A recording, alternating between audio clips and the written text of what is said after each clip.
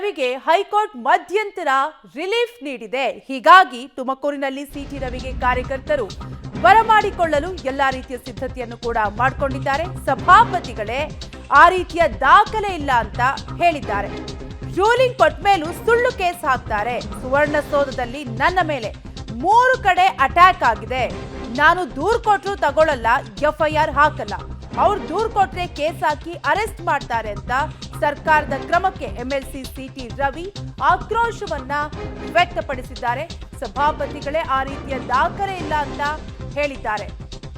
ನಾನ್ ದೂರು ಕೊಟ್ರೆ ತಗೊಳ್ಳೋದಿಲ್ಲ, ಅವ್ರು ದೂರು ಕೊಟ್ರೆ ತಗೊಳ್ತಾರೆ ಅಂತ ಸರ್ಕಾರದ ಕ್ರಮಕ್ಕೆ ಸಿಟಿ ರವಿ ಅವರು ಆಕ್ರೋಶವನ್ನ ವ್ಯಕ್ತಪಡಿಸಿದ್ದಾರೆ. ಒಟ್ಟಾರೆಯಾಗಿ ಸಿಟಿ ರವಿಗೆ ಹೈಕೋರ್ಟ್ ಮಧ್ಯಂತರ ಬೇಲನ್ನ ನೀಡಿದೆ. ಒಂದಷ್ಟು ಷರತ್ತುಗಳನ್ನ ನೀಡಿ ಬೆಂಗಳೂರಿಗೆ ಬರ್ತಿರುವಾಗಲೇ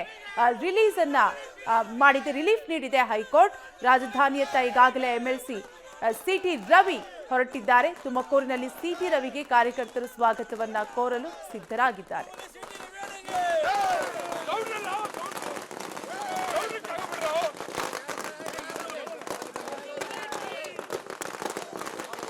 ನೀವೆಲ್ಲರೂ ಕಷ್ಟಕಾಲದಲ್ಲಿ ಒಂದಾಗಿ ಒಟ್ಟಾಗಿ ನಿಂತು ಬೆಂಬಲ ಕೊಟ್ಟಿದ್ದೀರಿ.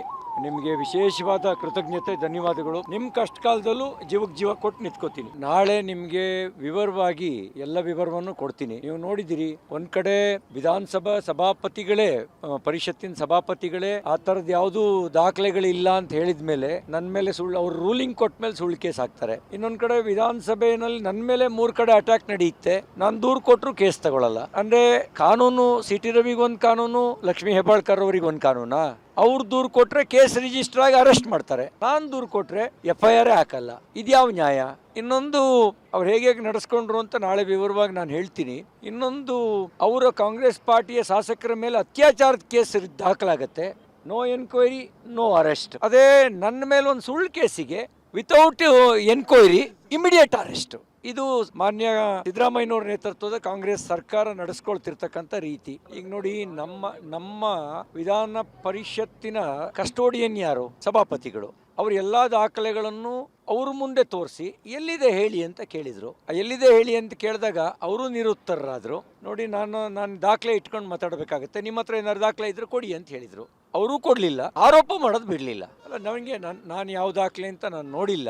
ನಮ್ಮ ವಿಧಾನ ಪರಿಷತ್ತಿನ ಒಳಗೆ ಕಸ್ಟೋಡಿಯನ್ ಸಭಾಪತಿ, ವಿಧಾನಸಭೆಯಲ್ಲಿ ಸ್ಪೀಕರ್, ಅವರ